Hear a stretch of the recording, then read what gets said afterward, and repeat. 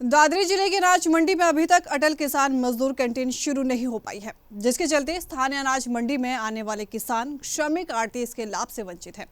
बार बार किसानों व आड़तियों के मांग उठाने के बाद हालांकि कैंटीन का प्रपोजल तो उच्च अधिकारियों को भेजा गया है, लेकिन प्रक्रिया होने व भवन निर्माण में समय लगेगा, जिसके चलते इस सीजन में लाभ मिलने की संभावना कम है। इसी को देखते हुए किसानों व आड़तियों ने अस्थायी तौर पर कैंटीन शुरू करने की मांग की है।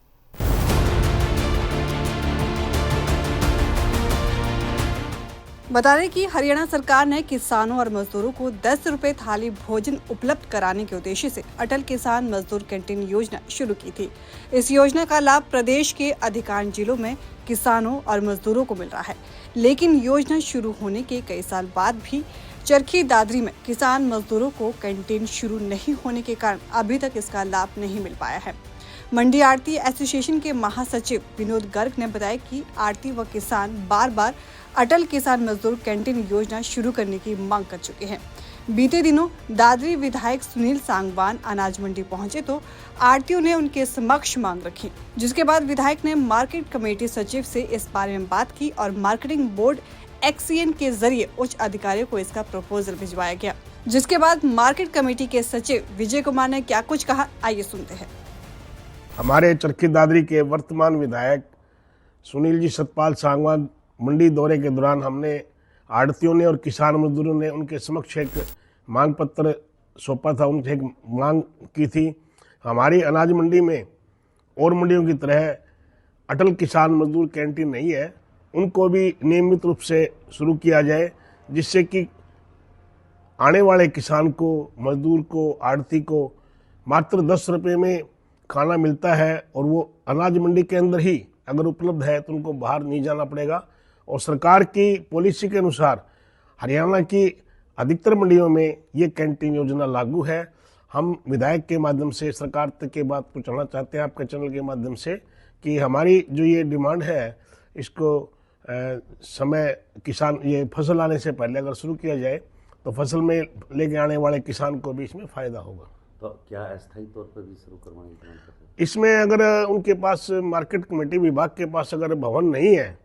तो वे किसान रेस्ट हाउस में भी इस योजना को लागू कर सकते हैं और अस्थायी भवन कोई भी तलाश करके किसी भी दुकान पे उनके पास काफ़ी अल्टरनेट हैं, अगर कहीं पर भी वो इस योजना को लागू कर सकते हैं, तब तक अपना इसके लिए कैंटीन का भवन बनवा सकते हैं। जी, मार्केट कमेटी चरखी दादरी के अंतर्गत नई अनाज मंडी में अटल कैंटीन के लिए एक्शन भिवानी के माध्यम से हमने हेडक्वार्टर को प्रपोजल भेजा हुआ है, क्योंकि हरियाणा राज्य की विभिन्न मंडियों में अटल कैंटीन काफ़ी समय से चल रही हैं। तो दादरी जो मंडी के अंदर अटल कैंटीन ना होने पर हमने माननीय विधायक ने मंडी का दौरा करने के दौरान किसानों के द्वारा, मजदूरों के द्वारा, आड़तियों के द्वारा अटल कैंटीन की मांग की गई, जिस पर संज्ञान लेते हुए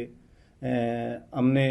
एक्शन साहब से बात करके और इसका प्रपोजल जगह अनाज मंडी के अंदर हमने चूज की और उसका प्रपोजल हमने हेडक्वार्टर को भेजा हुआ है। जैसे ही हेडक्वार्टर से कोई अप्रूवल इसके संबंध में आएगी तो अटल कैंटीन को हम शुरू करेंगे, क्योंकि अभी प्रारंभिक तौर पर मार्केट कमेटी चरखी दादरी के अंदर कोई ऐसा स्पेस हमारे पास उपलब्ध नहीं था जिसमें अटल कैंटीन को शुरू किया जा सके। इसके लिए हमने जो जगह निर्धारित की उस पर जैसे ही कोई स्ट्रक्चर तैयार होगा तो उसके बाद सरकार की अप्रूवल या बोर्ड की अप्रूवल प्राप्त होने के उपरांत अटल कैंटीन को शुरू किया जा सके। इस सीजन में तो अभी संभावनाएं नहीं लग